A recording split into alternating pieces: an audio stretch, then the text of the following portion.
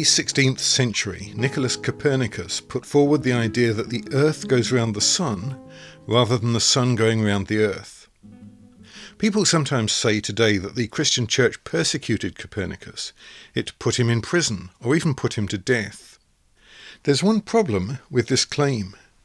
Copernicus wasn't killed, not for his scientific ideas, not for any other reason. He wasn't put in prison.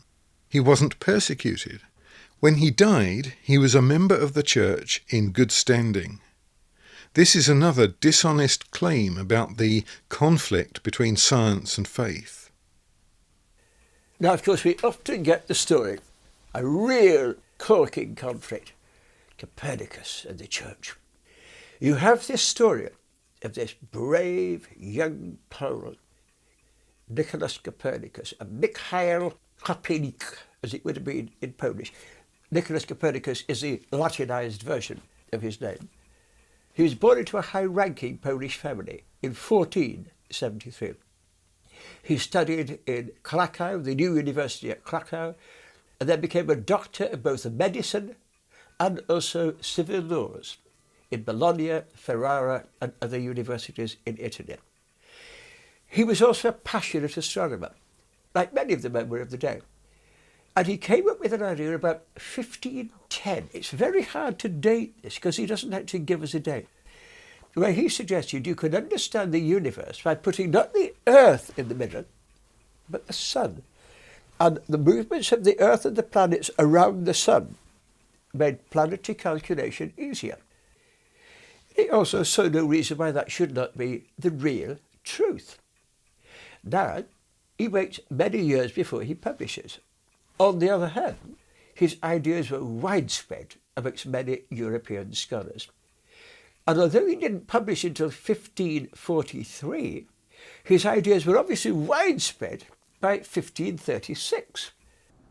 Copernicus was fully aware of the fact that most people in the world at that time would be utterly unable to accept seriously the idea of a moving Earth.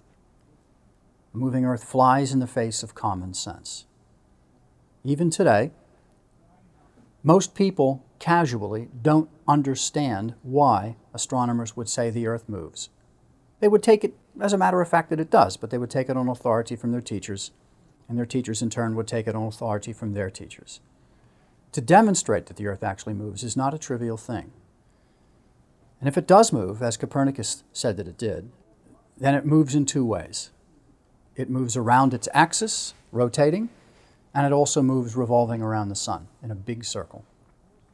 Even if it simply rotated on its axis, people living here at our latitude, the latitude roughly of Philadelphia or London or New York, are going to be moving at hundreds of miles an hour, roughly 700 miles an hour, as we spin around the Earth. That's remarkable in and of itself. It certainly doesn't look that way.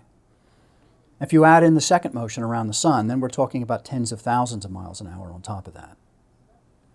Now, it doesn't take a college degree in astronomy or in philosophy to conclude that that seems absurd. We're clearly standing on a fixed Earth, a solid Earth. We can't be moving at hundreds of miles an hour, let alone tens of thousands of miles an hour in any direction. That's so obvious to people that to overcome that burden required a lot of very careful argumentation. He was very reluctant to publish for reasons like this. He knew the burden of proof would be on him. It would be very difficult to persuade people to take this idea seriously, rather than just to laugh it out of court. And he didn't publish. He held his publication back for at least 30 years, until finally, two clergymen persuaded him to do it, persuaded him to go ahead and take the plunge. One was a Lutheran clergyman, Georg Rheticus, a professor of astronomy at Wittenberg, who traveled all the way from Wittenberg out into what really is later East Prussia, to convince Copernicus that his ideas were important enough to print. And the other man was a Roman Catholic bishop, Tiedemann Giese, a close friend of Copernicus, who persuaded him eventually that if it was true, he had a responsibility to God to publish these ideas, because the truth is important. When people tell us about conflicts in the past between science and faith, We need to make sure that they have their facts right, because they often don't.